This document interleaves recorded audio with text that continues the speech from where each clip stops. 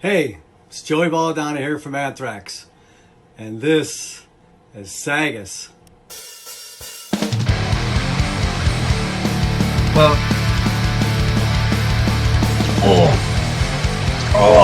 Look, this is a big one.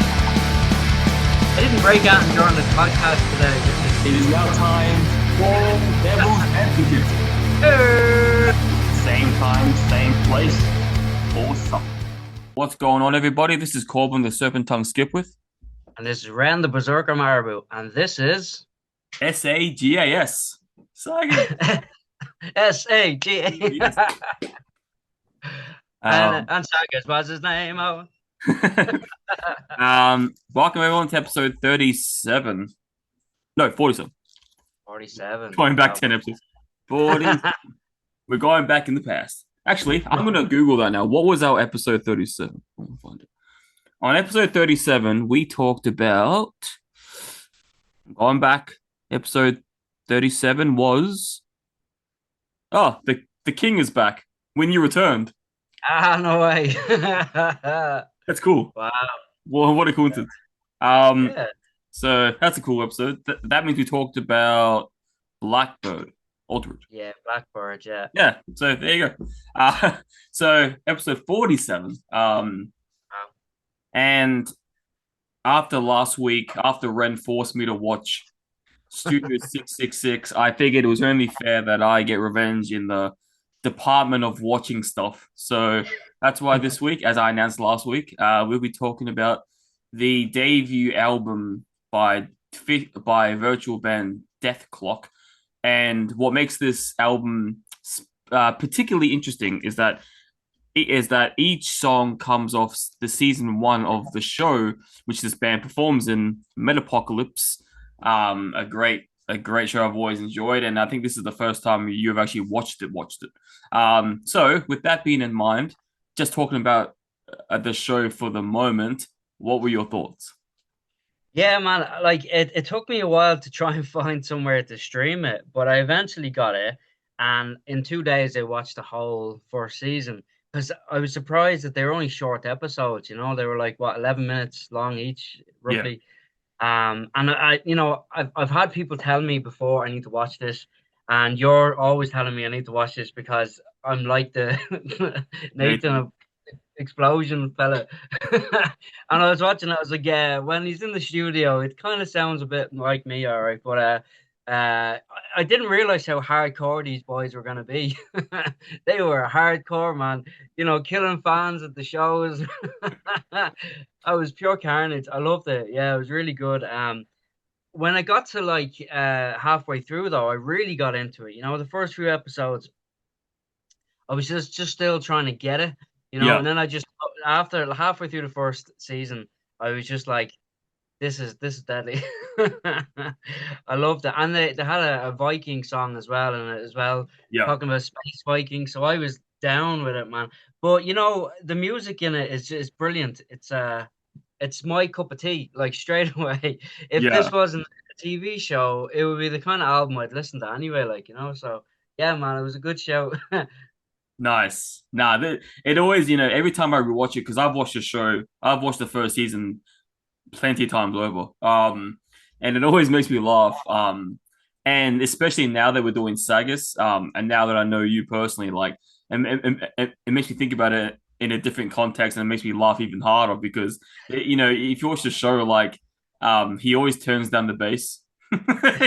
He never uses it.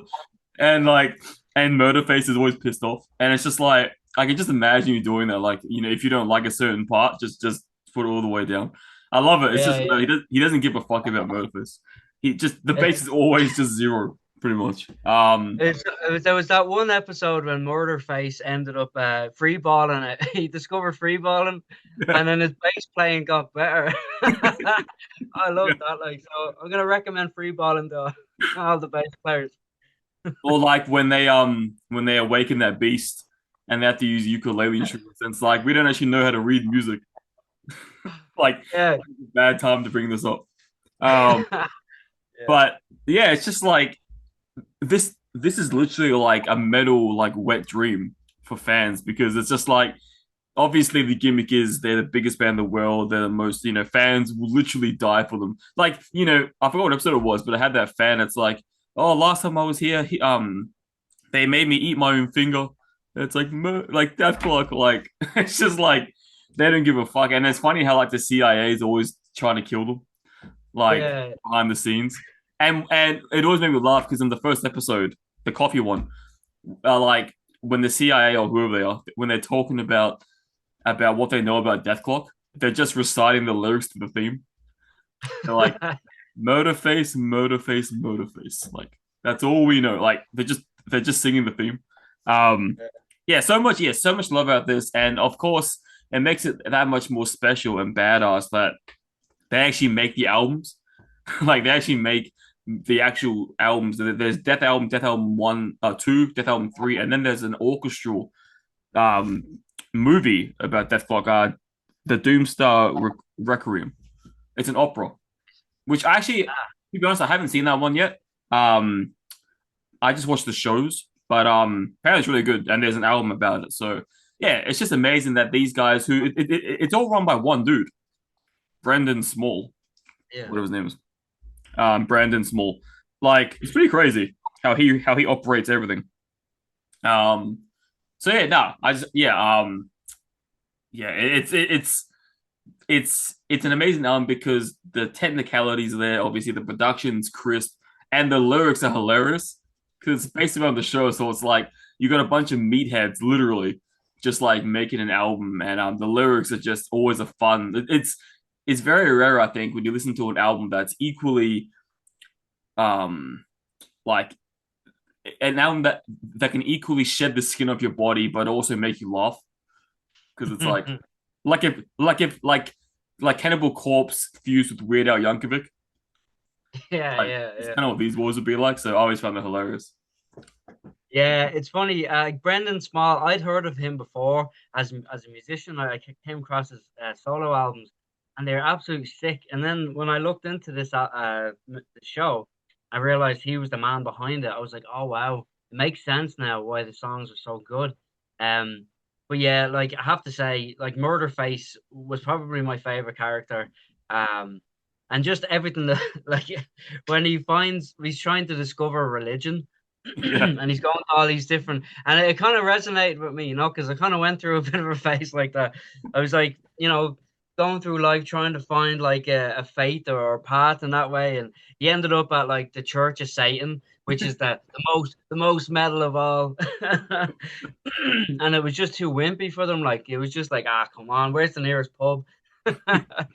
Murderface was just like, I'm out of here. But yeah, it was just like there's so many hidden things in the show as well for a musician. Like they put a lot of effort into the characters actually playing like synced up with the music, which normally when you see like a anime or an animation of playing an instrument, they're just all over the shop. It's just like random. yeah, And that was a really nice touch. Like I really liked that because it meant you could, as a musician, you could really get into the show. Um, and you'd know it was made by musicians, and that's why it works. But there's loads of really cool hidden things like their house, their big mansion is like it's like a Viking ship. There's all these little hidden gems in there for me. You could just see I just seen like this dragon sticking out in front of the house, and I was like, what's going on? You just see it in the odd little clips. I was like, oh, that's super cool. Like, and then they have that motorbike with the four. They've four sides cars. yeah. And they keep driving. Oh man, it's just brilliant. I'd love a big motorbike trike with like a side with Terrence and Cass on each side. That'd be fucking comical. Yeah. Oh no, it was just really cool. And then that crazy clown was a really good character as well. What was his name? Yeah, he was Dr. Roscoe. I like cocaine. Yeah, so the show was really good. The music is even better. It's just it was good, man. Good show. I mean, it was a daunting task when you said it. It was like I think I clocked in at like 2.5 hours for the first season, and then the album. It's like, geez, man, I'm gonna have to sit down with this, but it breezed in because it was so cool. Yeah. Um, You know, it's funny. You know, in the episode, the, I think it's the second episode where they go underwater and they Oh record yeah, Mermaid, and the producer that they have with them, he kind of reminds me of he kind of reminds me of fucking what's his name? He kind of reminds me of John Lennon. yeah. Looks like kind of looks at John Lennon or Ringo, and just like and just to see him like get destroyed by the but yeah, and like he's like he tries to go tell the government that's the most metal music ever, and that song actually is hilarious. Where he's just like, you know, when you listen to the lyrics, it's like Yeah. money bag check, murder check, like it's just the dumbest shit. And then it's like, yeah, that's the main thing. I think that's the main thing for me that brings such replay value. It's just like I said, there aren't that many albums out there that because normally when you're listening to obviously we could go on for years talking about all the different comedy acts in metal, from Tenacious D to fucking Dragon Force. I mean, well, they're more fantasy, but it's just like there's a lot of different bands out there that have a comic edge to them, that make them stand out from normal serious metal. But normally those bands don't sound like this. Normally they try to put a lighter spin on their metal to make it, more comical, to enhance the comic. But in this one, it's literally death metal, like shredding death metal, but with lyrics that are funny, but they're not meant to be, because they're meant to be like a bunch of meatheads playing music, and they are in the show. That's how they're represented. And it's like, I think my favorite song on the album, I guess this is a spoiler alert, fuck it. We're talking kind of about a show, but it's just like, one of my favorite songs on the album, Face Fisted, where it's like, just the lyrics are insane. It's just like, you stab me, you're bleeding. I'm so fucking tough. I'm so fucking tough. Like, it's just like the most dumbest song, but it kind of hypes me up. Whenever I listen to that song, it gives me like, fucking energy. And it's funny because someone out there made like a Batman like video to it, like a Batman animation video of this song Face Fisted, and it has Batman being all tough and the lyrics are played around him. It's just like, yeah, it's the comic element is amazing because when I listen to the lyrics and then I hear the brutal side of it, it's just like the perfect combination for me. And then obviously this pairs up with the show, and the show is amazing. The show's brutal, blood and gore, and literally it's like in the first episode when the cook gets dismembered, and then like at the end of the show they try to go shopping and like they can't. Oh, they do, but then they forget all their groceries. And then at the end of the show, they're trying to like force the dismembered life support cook to come back and to make them food, and then he's all dismembered at the end as the outro plays. It's just like insane, and like how much I think it was the lead guitarist, how much he hates what is it there's a certain race he hates. He always talks about it. Whenever it's brought up, he's like, "Oh, fucking, I forgot what the race was." Yeah. Like he always hates a certain race, and Motorface, obviously, in the episode with the birthday episode when they sing the song, and then it's like, "We got you nothing," empty box. Like, Yeah. I'm just saying, like you just, I mean, obviously you can make this up because it was made up, but it's just they somehow hit the nail perfectly on the head between uncompromising brutality, funny as fuck humor, but it's played in a way that's not meant to be humor. We take it as humor, but the show makes it like these are their thoughts. They're not trying to be funny. They're being their crude selves, and it just comes out because we're looking in from a perspective of like, can you imagine if a band like this existed in real life? Like such dumb fuck, but they're like the biggest trillionaire band ever, and it's just like they're just killing their fans. They don't give a fuck. Like it's just it makes your brain like wonder like what would happen in the world if a band like this really did exist, and like if they were as rich and powerful as they are in the show. So it's just like, I don't know, it hits on every mark for me. Yeah, I'd love to see a metal band with that amount of money. That's the way we'll probably go in real life, though. Like have this like just like money is nothing. Just do whatever you want. Make a big flying helicopter with like, axes on the front of it, and just drop your stage on top of your audience before a show, and you know it's just insane shit. Well, I think I read somewhere that they were going for trying to make this band as big as the Beatles, but being like this crazy metal band, like this kind of fame where everybody was mad hysteria about them. I thought that was a really cool touch. But you know what I loved as well throughout the show as you watched it, there was all these really cool little like homages to metal. There was the burger joint Nathan Explosion was working in was Demu Burgers. And there was another place. There was a studio place where they made a movie, and the place was called Behemoth Productions, Behemoth Pictures, and stuff like that. And there was a character called JF Amart, like I'm on a Mart kind of thing. And what else? There was the Gulf of Danzig was another one. Man, there was just so many cool little nuggets about like just homaging to metal, like.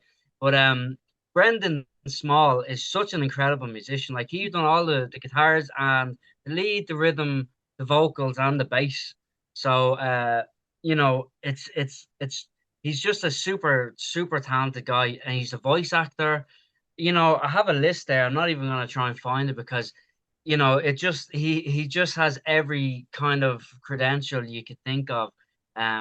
Just like a super talented guy, and then to go into something like this really cleverly written. The Underwater album as well was just a genius idea for me. I was like, a water under album, Death Water. They done like a show, like a live show from the Baltic Sea. It was like that is absolutely on a fucking iceberg, and yeah, I was like, an album created for undersea creatures. I was like, it's so thoughtful, man. Do you know what I mean? Yeah. I love it. So yeah, between that and that Blood Ocean episode with the Viking spaceship stuff, and there's a lyric in that song where he says, "We must pray to Space Odin." I was like, even Odin gets a mention in this. This thing is just absolutely killer. Like, man, it's pure genius. Like, and down to every little subtle thing, like even the artwork behind you. I remember I was flicking through Spotify one time, and they gave me this as a suggestion. I was like, "Oh, this is so cool! What's that cover? That's really interesting." And then I clicked on it, and then I realized it was from this TV show. So I listened to a few, and I didn't go any further then because I thought it was just a joke thing. I didn't think it was like a real legitimately good fucking album, like that very first track, Mermaider. Like a murdering mermaid. If anybody doesn't get that, there's like the lyrics are just so like a lot of the lyrics in these songs really resonate with me because it could just be like a Viking metal song. Like this one is like hammer, check, axe, check, sword, check, mermaid, check. It's like it's mystical, it's fucking hardcore, it's like masculine, but then it's fucking bullshit at the same time. Like it's crazy, random. There's a lot of chant stuff in these songs, which I really love. Like anything that you can put your fist in the air and be like, blah, check, blah, check. It's just it's killer. But the solo straight away, this first track, I heard the bitchin' solo from Brendan Small, and I was like, wow, okay, this guy can play. So I then stopped after the first track. I stopped focusing on the lyrics, and I was listening to the music. And you can listen to this album in two ways. You can listen to it as a comedy act, or you can listen to it as like a serious fucking album. Like you can just like have the lyrics in the background and maybe not have so much clarity in it, and then just hear like the heaviness, and then focus on the music. And it's stellar stuff, like really really well played stuff, melodic death metal, at its finest. Yeah. That reminds me, did you there's a song by DethKlok that was released after this album. I think it was on, let me check. It may have been on number 2. Yeah, it's the first song of Dethalbum 2. Bloodlines. Oh, that is have you heard that? That is the best song. Like, and then it's just anyway. I love it because that song was on Guitar Hero. That's how I Yeah, right. fuck you. But it's just like yeah. To me, see, I never.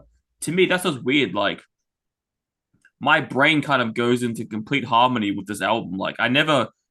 I think of it as both. Like somehow my brain simultaneously considers this album a badass alpha metal album and a goofy as fuck album at the same time. Yeah, Like yeah, but it's something to be proud of. I'm listening to it, I'm like, what other band could do this? What other band could consciously make an album like this? And what's really interesting, and one thing this is from years ago, but I remember if I remember correctly, um around the time that Slayer's bassist died, the guy that was suffering the infection, oh, the stomach the guitar eating part. Yeah, yeah, the stomach eating disease, and still playing live. Uh, that that's insane. But if I remember correctly, Metalocalypse did like a special thing about it. Like they were like watching TV, and it said like Slayer bassist has infectious stomach eating disease, still playing live, and Nathan Explosion was like, "That's fucking metal." That's yeah, but like he was proud of him. He's like, yeah, like, and when you think about it, that's insane. First of all, how he did that, like to play. He's like, oh, I got a stomach disease. Fuck it. Like, but yeah. If I remember correctly, they did like a small tribute for it, just like Nathan Explosion being like, that's the most metal thing I've ever seen. Like, which it is. It's fucking crazy how he did that. But yeah, like I said, I love how like yeah. See, that's the thing. If you're listening to the album, just the album, not the show. If you just listen to the album, it's a badass experience. But if you're watching the show, you get to have a funny adult comedy and also at the same time a killer soundtrack with it. It's just like the whole, the short 11-minute plot, whatever it is will happen, and then towards the end you have because you got that amazing theme that they made, and it's just like yeah, and the colors fucking popping off. Oh, it's amazing. And then it's just like, what is it? Fucking um for one of the I think it was for the guitarist, it's like something tall as a tree. yeah, yeah. Like Uh, is that Toki Wartooth? Was that or yeah, Toki's tall as a tree. Like yeah, just like it's just and then it's like Nathan Explosion. yeah, And then that epic outro. Dun, dun, dun, dun, dun, dun, dun, dun, dun, so catchy. Yeah, and like yeah, like you mentioned, how what you hinted at before, some funny as side characters. The clown just always comes in. I do cocaine. Fucking that funny producer who got killed. yeah, Um, the dismembered the dismantled chef. And yeah, yeah. you know what's funny in the episode where they awaken the beast, that Norse Mm. or whatever it was, the ocean beast.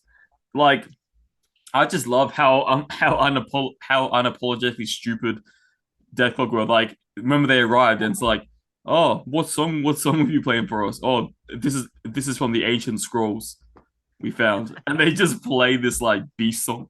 And then, as I said earlier, they go to like play like acoustic instruments. That's all they have because like they're all and then they have those phones. Remember, they made their own phones and they were drunk, and it was like these like metal phones with like with like huge phones with like horns, all like covered in spikes, and then they Yeah. use that to kill the beast. And then that's right at the end of the episode, the beast explodes and the guts go everywhere because of the phone. And then Nathan Explosion gets his like recorder. He's like exploding beast in the like he just he makes like a note to himself. Like these guys have the mentality that all metal bands should want. They're just like fuck everything else, fuck the world. We're just here to play the most brutal music ever. And I mean, think about it, virtual, fake or not, what what band can do that better than they can? It's like they literally in their lyrics, as goofy as they are, they're pretty brutal. In their production, in their shreddiness, in the way they play, their technicality. I think you really like. I think they do live up to their moniker of being the most brutal band of all time. And I mean, who's going to contest them, really? Yeah, I big time agree with that. Like even that song, that that they brought this beast awakened the beast from the from the depths of Finland or something like that. I'm sure I was thinking I must ask my the band manager if Kim or Taj if they know this story actually. But that song had that really cool like chanting fist in the air kind of lyric I was chanting about earlier, like rise, rise, rise. And all these people are fucking terrified, going, oh shit, don't bring this fucking beast back, you stupid bastards. And they just don't give a fuck. I love that. Like, but yeah, it's funny, like their mentality and it's funny, it's 100% written by a musician because there's all these parts and they're like there's a scene and they're like, oh, that's a great song title. Yeah. Like I go around my whole day and that's a phrase that I say many a time, just that'd be a great song title. Like it's so like what you would be like, it's gas like, but that song has like, straight away it was like the first song was like, oh yeah, the guitar playing is killer. Then this one had all this sweeping stuff. It's like really, really technical stuff. Like I was just absolutely blown away. But yeah, honestly, the theme tune, I was disappointed it wasn't on the album because it's Yeah. killer.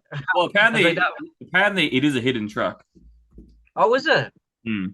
On some versions, Oh, not yeah, on right, mine, right. but Ah, someone has. well, that would be cool. Yeah, I like the idea of that. But it's funny as well, like that song, fan song, where it's like it's like the total opposite of a love song to your fans. Like I think they said the word hate and die about 50 times in the song, and it's just like it's interesting though because it kind of highlights a lot of there's also a kind of like there's a few lessons to be learned from these songs and the things that their topics they're talking about. Like this is a prime example. It's kind of talking about the greed in the industry, and some corporations that get involved in the industry, which is it's comical that they can put like a serious element inside this ball of just fucking madness about singing about like how they want to kill their fans. But underneath it all is like a hidden message of like teaching you how to be and stuff, and even the episode where um Nathan has a girlfriend and she comes in and all of a sudden he's in like a pink jumper and he's like not being himself. He's not able to hang out after rehearsals. He's not able to go to certain shows because she's just controlling him. And it's kind of like this really subtle way of like teaching young fellas not to get walked over by certain relationships or girls, like either way, like, but because it's important to be in control of your own life and your own path. But this is kind of like it's really teaching lessons as well, man. It's crazy, like how much thought was put into this. But one of my favorite contender songs is "Go Forth and Die," because that song in itself, it could be a song worthy of anybody, really. Like any band within that kind of death metal or melodic death metal genre. It's got like the big bells in it over the solo, and I was like, oh man, I love bells. I've said that on the show many a time. Like I love bells in metal, like it's just unreal. But it's just got this really big pounding drums, big chunky guitars, and it's just the melodies that they write, and they're so catchy, like that. Go forth and die. It's just like, oh man, that's so epic. Epic. These songs are epic as well. Like you could pick a lot of these out and just drop them into loads of different bands set lists, and it would work. Like I seen that they done a live show for Adult Swim, done like a thing, and they had like a live show, and they had the big screen. The guys were kind of blacked out a little bit; you couldn't really see them, but you could make out Brendan Small.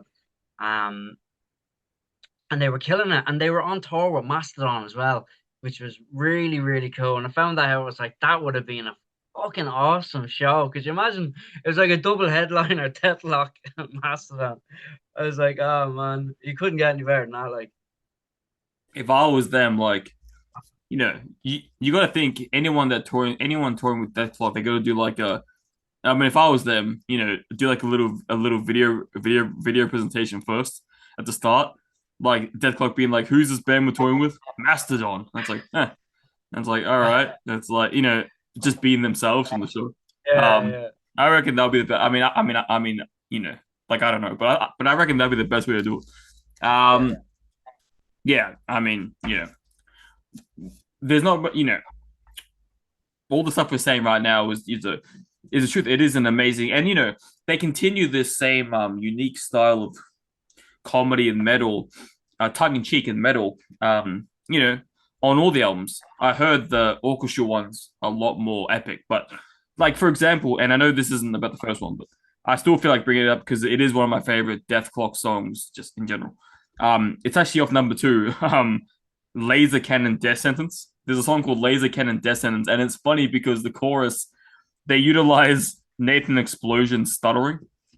He feels like a stutter effect. So the chorus is him saying die, but he's stuttering it. So if you listen to it, he goes die. It's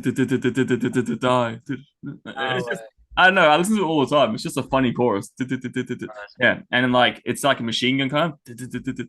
But it's just like and what about the song Thunder Horse, where it's like where it's like ride, ride, and like I'm pretty sure if I remember correctly, in the show he like kills his whole band, right? He like kills them, and then he's standing on top of the pillar with his horse and like a girl, like Thunder Horse. It's such a simple song, but it's just so. That's the thing. They can utilize the make something out of less is best kind of theory, because this song literally, I'm pretty sure the lyrics are ride, ride, ride, ride, we ride, Thunder Horse, Thunder horse, ride. thunder. But like, see, if me and you say it out of context, right? Whatever, you won't get it. But if you listen to the song and the epicness, right, and then the solo, Thunder Horse. It's just like what they do with obviously some songs are super elaborate, super creative, and a lot of fun, and then some songs like that are simple but effective. And I just love how there's a diversity between a song about awaken a demon, a monster, killing mermaids, killing your fans, and then a song like Ride in a Happy Death Day. It's just like even the song Better Metal Snake. It's just a random song. Like, but that's the thing. These boys can make random, creative, simple, and complicated songs and make it all work into a fun, tongue-in-cheek album. And I really don't think they get enough credit for that. Like, because most bands are normally one thing. I mean, there's certain exceptions, like bands like System of a Down. They do pretty different styles of every album is its own thing. But I think besides them, it's just like very few bands can hit all the nails on the head the way these guys have. Yeah, man.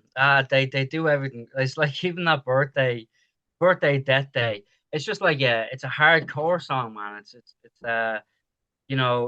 it's hardcore. The end is absolutely brilliant. They hold this note, and there's just like you're running out of life. Makes me think of Unalived. Or makes me think of Unalived. That just made me think of this whole thing, this trend that kids are going on today, going, I don't think he said Unalived in the song. I wrote, it reminds me of Unalived. I don't know what he said, but yeah, like they unalive themselves. There's this news. You can't say like dead anymore or killed or whatever. It's so weird. But that just made me think of that. Like I think this is way before that became a trend, but it's funny. It's almost like predicting this was gonna be like a thing. But that better meta snake was a contender of mine for favorite track as well. Like there's like this really cool 80s style vocals on it as well. Like this harmony behind the heavy vocal. It's really, really cool, really subtle. But they can pull out like really evil, dark, head banging licks all over the place, man. It's just like, man, the talent is unbelievable on this record. Like, I actually coined a phrase, which I don't know if I actually coined it or not, but while I was listening to that track, I coined the phrase sologasm. I don't know if that's ever been used before, but patent pendant, copyright Ren Marabou, that was a slowgasm, man. Like the lead stuff in that song was just absolutely brilliant. Which also makes me think of the other really cool subtle touch in the show was when they do a pitch harmonic whenever anybody would say fuck or curse or anything like that. I'd love to do. We should do that for our show. I'd be like, oh yeah, go. Man, it'd be great. It'd be great. It was a really nice little touch anyway, like, to add to the show. But what was I gonna say? The helicopter or the hatred copter. I don't know. I seem to have missed that scene or whatever in the episode. I don't know. Was there a scene where he was like there was a chap on a helicopter? The hatred Yeah, I'm copter. searching it up now because I know there's a few songs that weren't on the that In were the show? exclusives. Hang on. Let's see. Discography, Dethalbum. So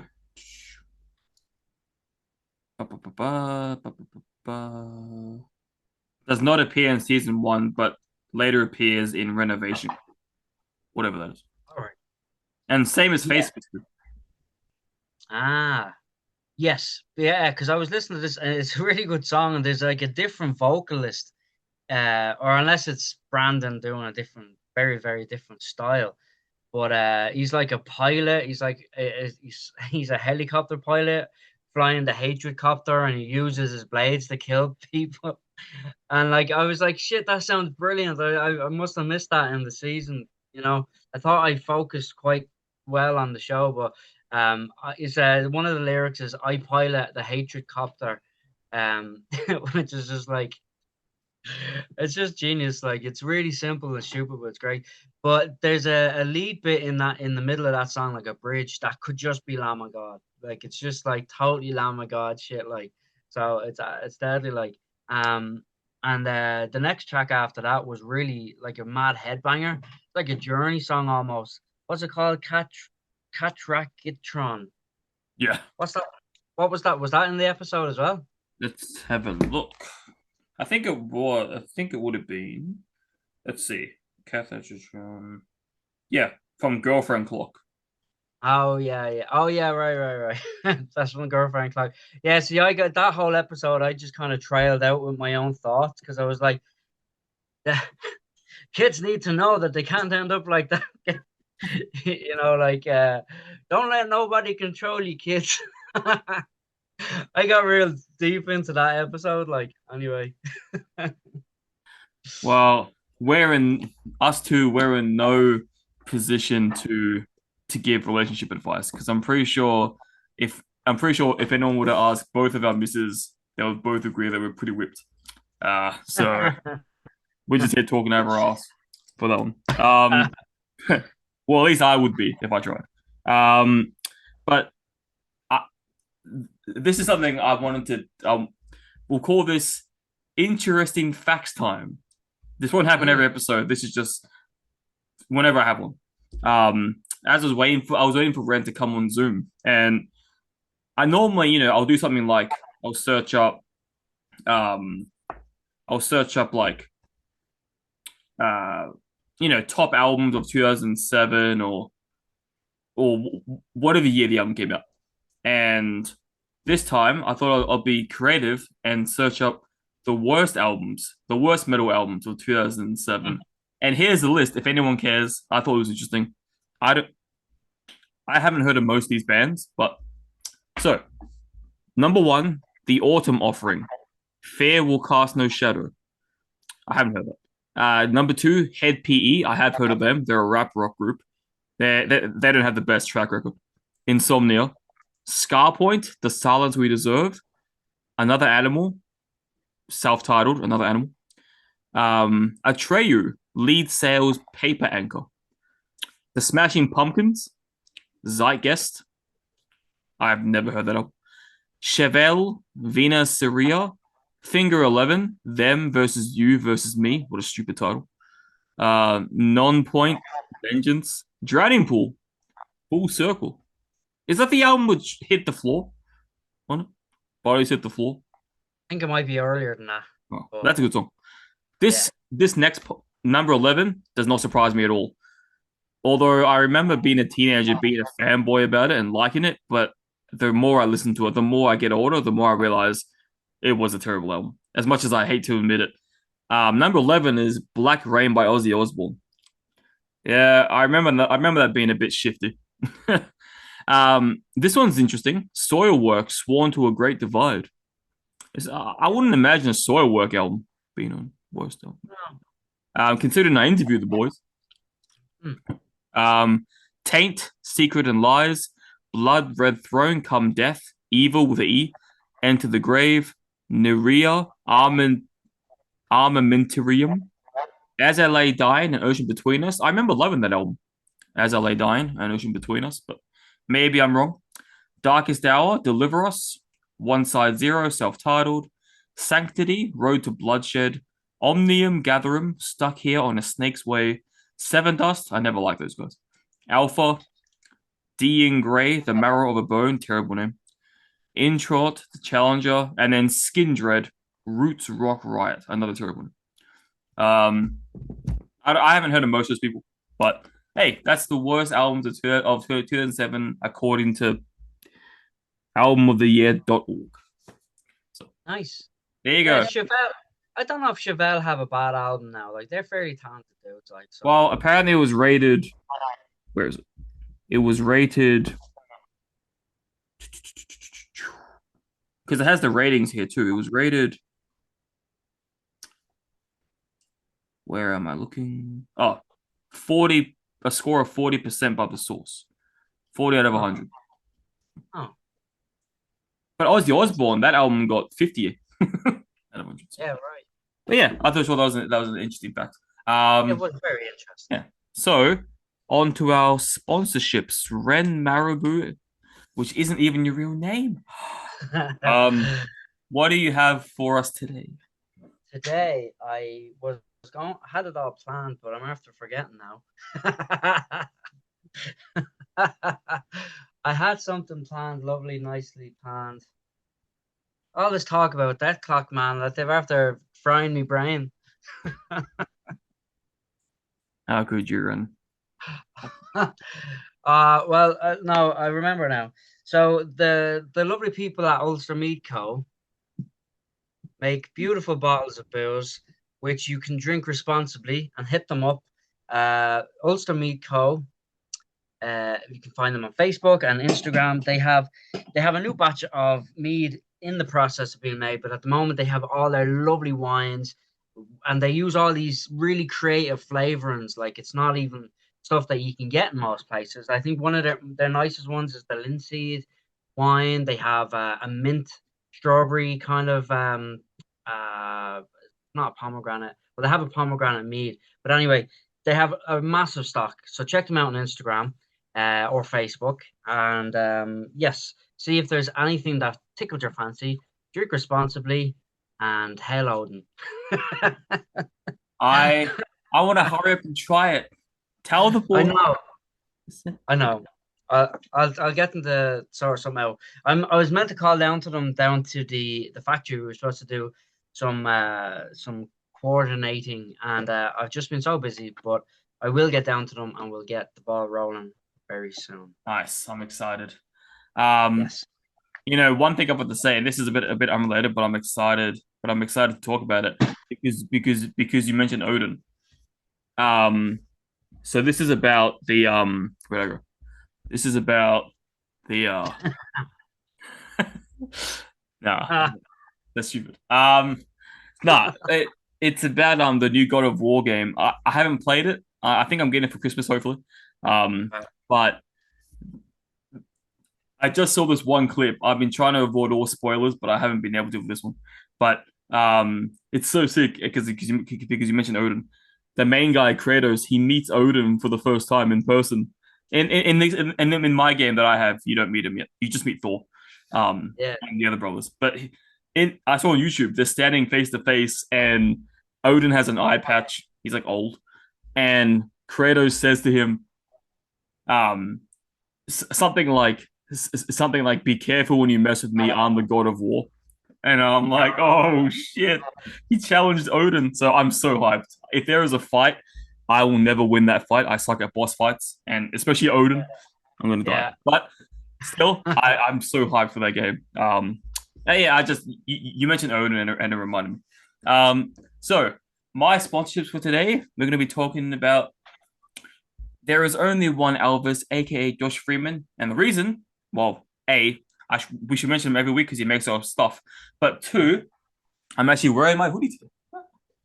So I love this, the Europe website should be out very soon. So yours should be shipped very soon. I'll ask Josh. But anyway, this is the stuff. So it's backwards because of the camera. But on the front it says "Fuck work, listen to the SAGAS Metal Podcast," and then it has our logo at the back. Let's see if I can show it. Yeah, boy. Now you're talking. I got the hoodie or jumper, wherever you're from. So it has the hoodie, very comfortable fabric, very like stretchy, very easy sleeves to roll and pull up. I got the large one, and it feels very well. Easier to wash, obviously, as you would normal clothes. Go and get one today. I will put the link, as I always do, the link in our description. Go check him out, and obviously while you're there, go check out. There's only one Elvis merch because he has his own merch. This is a collaboration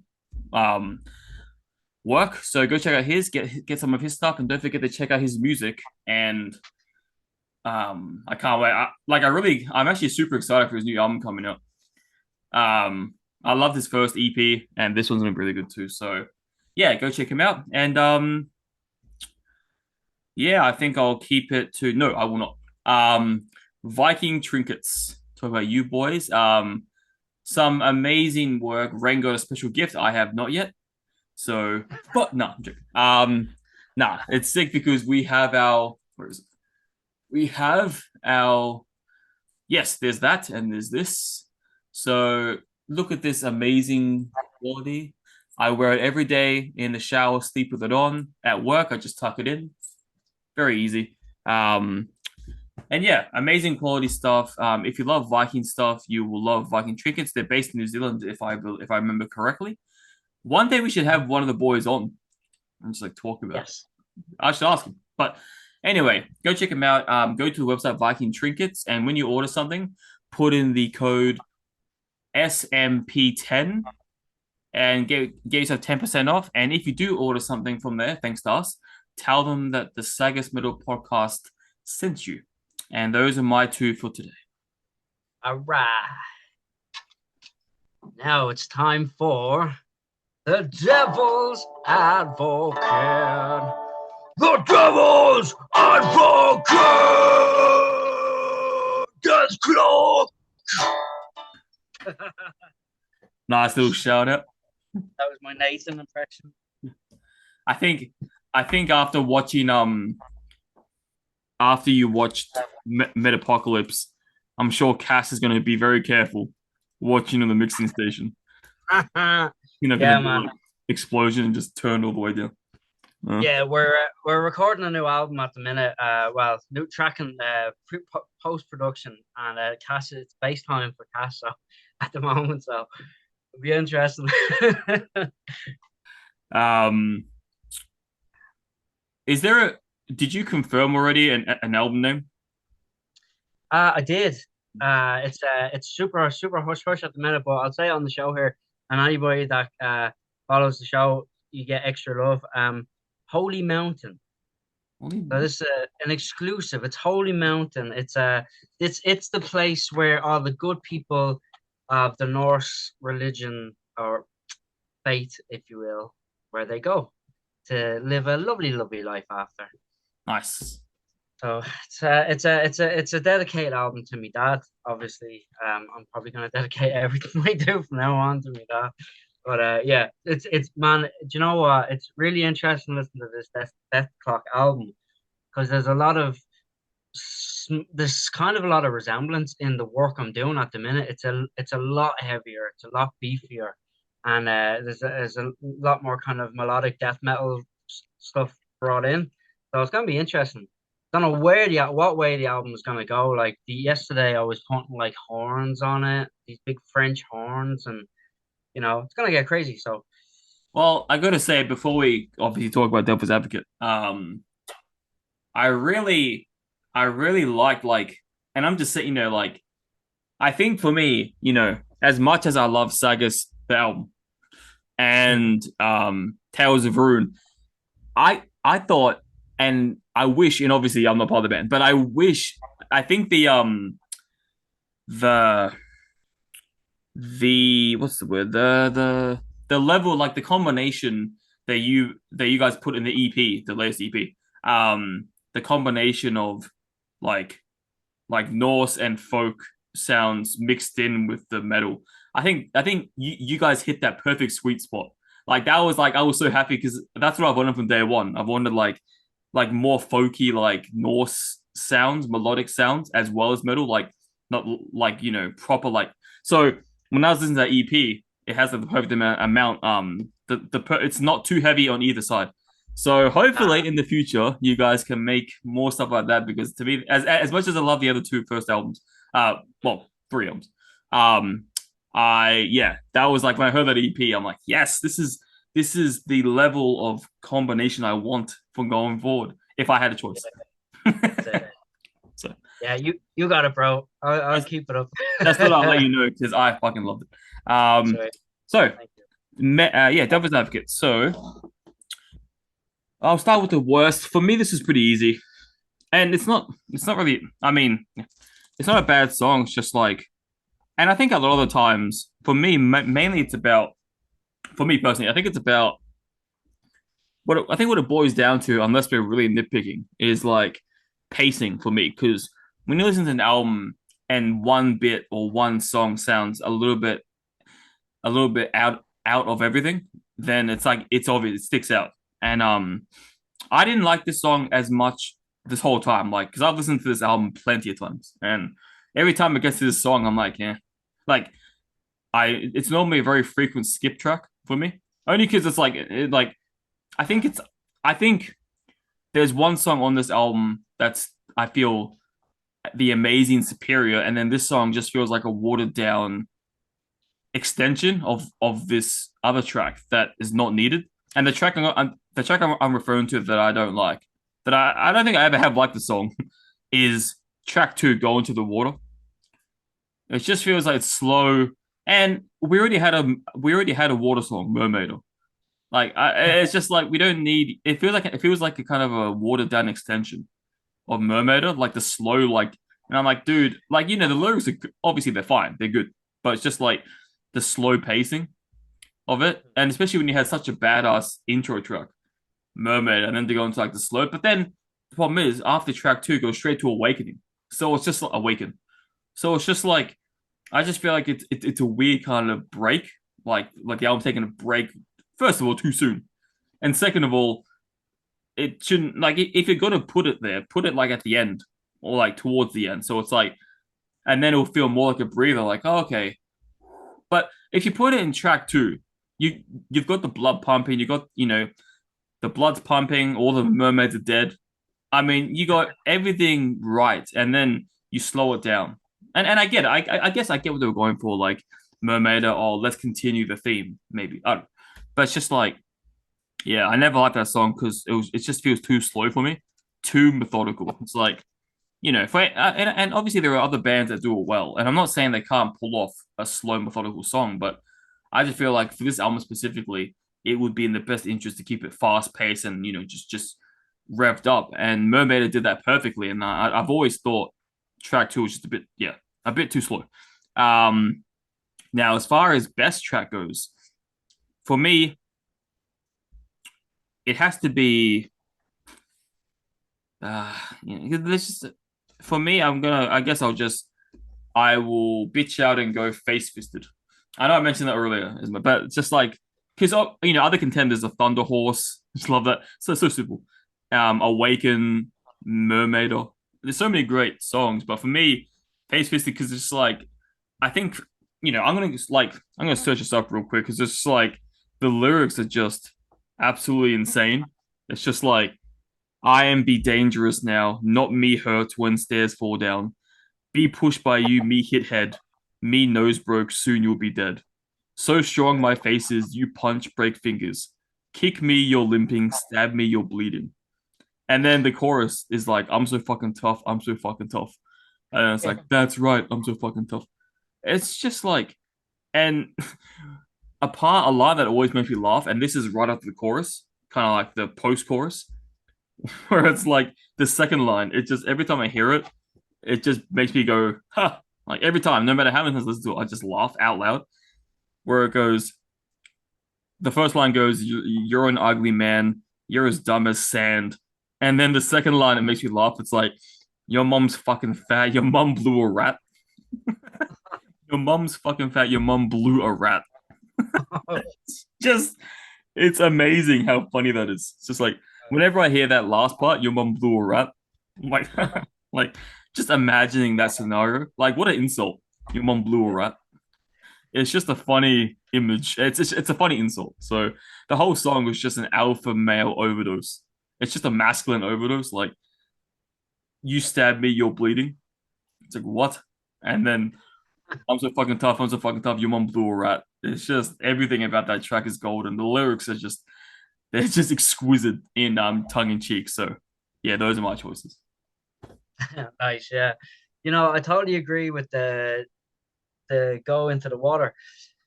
If that was later on the album, I think it would probably suit you better.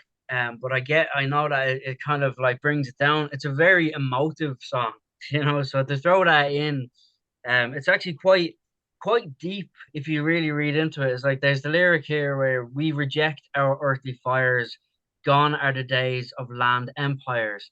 That's like, man, that's fucking deep, man. And for like a fun album, now in fairness, in context, it's not so deep because what they're actually talking about is kind of funny, but like it could be like if I heard this song completely separate from all of this, I would have been like, wow, that's a deep track, man.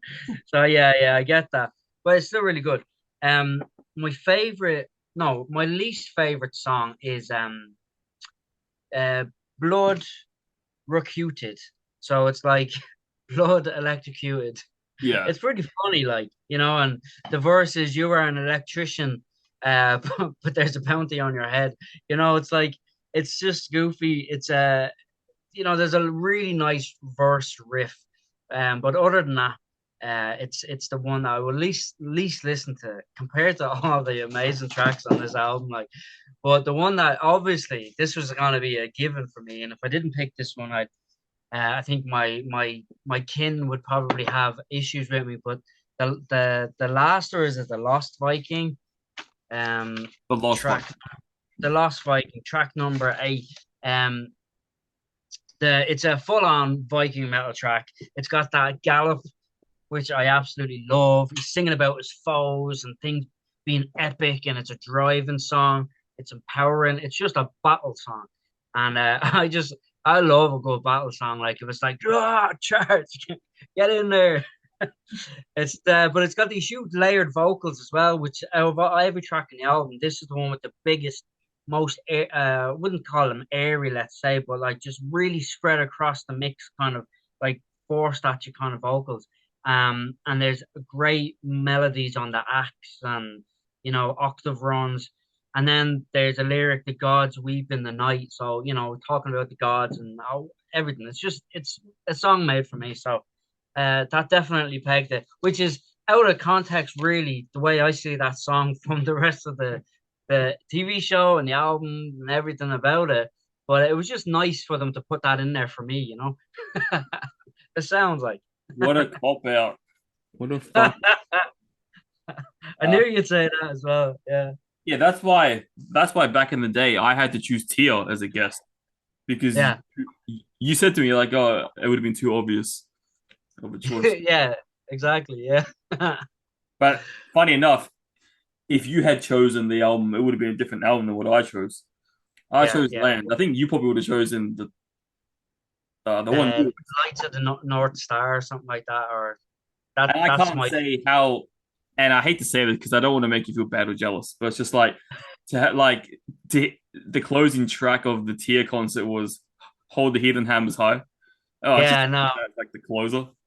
Oh man. Ah, fuck. Like that album, that band, just they took this Viking metal stuff to a fucking grand level. Like it's not just I don't know, it's deeper, man. It's deep shit. Like and Harry is an absolute legend, and I think he deserves everything that he gets musically, and hopefully one day we'll get to share a stage with him. I'd That fucking would be love that. I would love that, but I'm not sure if I told you the story or not, but when I was at the concert in Melbourne, this was right before because there was two side acts. The first act, we didn't get there in time to I think we got there just after their last song was ending. The second band was like a pirate mate with a huge cunt. He was tall. yeah, Like he was yeah, fucking huge.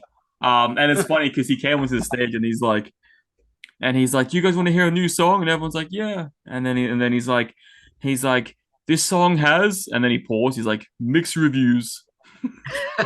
yeah. But my point I was going to make is because there was like 10-minute breaks after each band, and funny enough, there was only one toilet in the whole pub. It was like a pub thing, and there's only one men's toilet, one women's toilets, and we were all waiting in the men's toilets because we were all drinking. It's fucking crazy, and like I was waiting to I was literally outside the stalls just like waiting, and whenever you're waiting outside, or at least for me, whenever you're waiting outside of a store, you don't want to make it obvious. The awareness is just like pretending, and then like when someone comes out, you pretend to like wash your hands or do something stupid. And when the door opened and it was Harry, I'm like, oh shit! And like everyone was around me. It wasn't just me. There was like other people waiting, and Tia was next. They were the final band, and everyone's like, oh shit, Harry! And like he was just so cool about it. He came out and he's just like nodded or something, and he's like washing his hands. And there was this drunk dude because imagine like the whole concert was just a bunch of Wrens, beards, long hair, like tattoos, like wearing their patch vests. It was just a bunch of Wrens, and I was walking away to find my girlfriend. And as I was walking, Harry was washing his hands, and this drunk dude who looked just like Ron, he was like next to the next to Harry washing his hands, and he's like, "Dude, you're a god." Pretty funny. Yeah. And then and then after the concert, I had the privilege to meet up with him. I made him dinner that night. I made him sushi. Wow. Yeah. I was Right. talking with him because it was the first time I could talk to Tia or Harry in my time zone. So Yeah. I knew my time zone was his time zone. So I messaged him. I was at work. I went straight to work from work to the concert. And I was at work. For all of you who don't know, I make sushi for a living. And I was at work and I realized that me and Harry are in the same time zone for once. And I was like, hey, Harry, have you guys eaten? And he's like, nah, we're at the hotel. And then I was like, oh, do you want me to bring you some food? And he's like, oh, what type of food? I'm like, oh, I make sushi for a living. And he's like, oh, cool. So I brought the whole band and the like 8 packs of sushi or something, whatever it was. I paid for it, brought it in a bag, put it in the band fridge. And then that's how we got the teaser intro. So for all of you who have seen the teaser, it starts with me, Harry, and the boys. Like, this is SAGAS. So it was a pretty epic moment. But my point I forgot what my point was bringing up to you, but it was just I think I know. But it would be cool though if for your next album we could have like Harry do like guest vocals.